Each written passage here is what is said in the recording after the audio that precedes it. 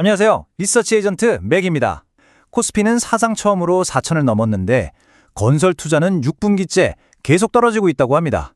완전히 상반된 신호가 동시에 나타나고 있는 거죠. 이렇게 복잡한 시장에서 우리는 도대체 뭘 보고 판단을 내려야 할까요? 오늘 이 시간에는 현재 주식시장의 방향키를 쥐고 있는 여러 변수들을 명확하게 한번 정리해 보겠습니다. 자, 그럼 바로 시작해 볼까요? 네, 오늘은 이런 순서로 이야기를 풀어가 보려고 합니다. 먼저 지금 시장을 움직이는 가장 중요한 5가지 동인이 뭔지 짚어보고요. 이어서 AI가 가져온 성장과 파괴라는 두 얼굴, 그리고 우리 경제의 양극화 문제를 깊이 들여다볼 겁니다.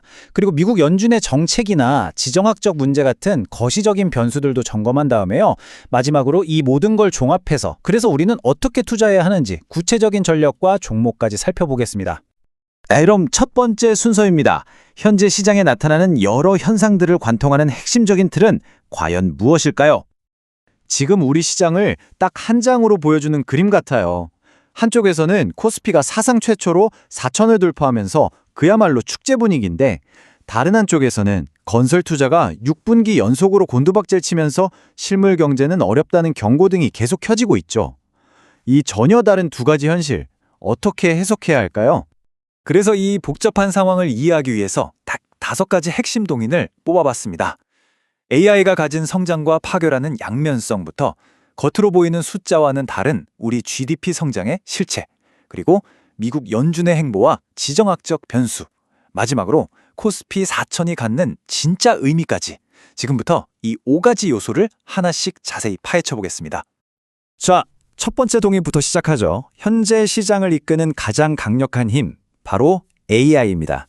그런데 이 AI에는 성장과 파괴라는 두 얼굴이 있습니다. 이 슬라이드가 AI의 양면성을 정말 극명하게 보여주죠. 한쪽에선 엔비디아가 AI 칩으로 어마어마한 돈을 벌어들이면서 시가총액이 5조 달러에 육박하고 있어요. 엄청난 가치를 만들어내고 있는 거죠. 그런데 바로 그 옆을 보면 아마존이 AI로 업무 효율을 높이겠다면서 무려 1만 4천 명을 내보냈다는 소식이 있습니다. AI가 한쪽에서는 엄청난 성장의 기회를 주지만 다른 한쪽에서는 이렇게 일자리를 위협하는 구조조정을 일으키고 있는 겁니다. 이런 현상을 AI 채찍 효과라고 부르는데요. 말이 좀 어렵죠? 쉽게 말하면 이런 거예요. AI가 생산성을 높이는 건 좋은데 이게 일자리를 줄이는 결과로 이어지고요. 그럼 사람들이 쓸 돈이 줄어드니까 결국 소비가 위축되겠죠. 그렇게 되면 처음 AI로 기대했던 성장마저 깎아먹게 되는 그런 악순환이 생길 수 있다는 겁니다. 참 역설적이죠? 자, 다음으로 넘어가 볼까요? 이런 AI의 영향이 우리 한국 경제에는 어떻게 나타나고 있을까요? 요즘 많이들 얘기하는 K자형 경제, 그 이면을 한번 살펴보겠습니다. 자, 3분기 우리나라 GDP 성장률이 1.2%가 나왔습니다. 이게 6분기 만에 가장 높은 수치라고 하니까 숫자만 보면 경제가 좋아지고 있나 싶죠. 그런데 정말 중요한 건 이 숫자 안에 뭐가 들어있는지 그 속을 들여다봐야 한다는 겁니다. 데이터를 자세히 뜯어보면요, 뚜렷한 K자형 모습이 보입니다.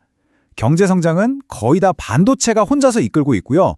반면에 건설이나 2차 전지 같은 다른 주요 산업들은 오히려 뒷걸음질 치고 있어요.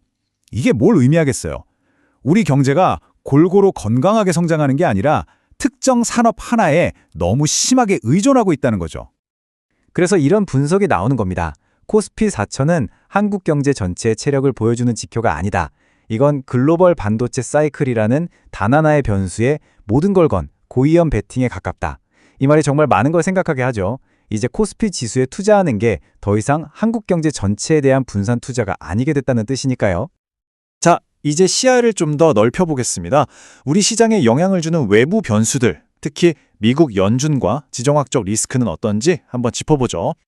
지금 시장은요, 거의 97%에 가까운 확률로 연준이 곧 금리를 내릴 거라고 보고 있습니다.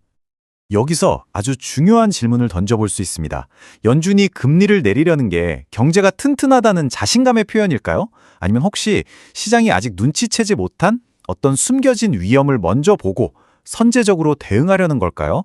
주식시장이 최고점을 찍고 있는 상황에서 금리 인하 이야기가 나온다는 건 뭔가 우리가 모르는 게 있을 수도 있다는 생각을 하게 만들죠. 그리고 또 하나의 변수, 바로 지정학적 문제입니다. 경주에서 열리는 에이펙 정상회의를 계기로 미중 간의 기술 패권 경쟁이 다시 한번 부각되고 있는데요. 반도체나 핵심 광물 공급망 문제로 양국이 계속 부딪히면서 그 한가운데 있는 우리 기업들이 직접적인 영향을 받을 수밖에 없는 상황입니다. 자, 지금까지 좀 복잡한 이야기들을 했는데요.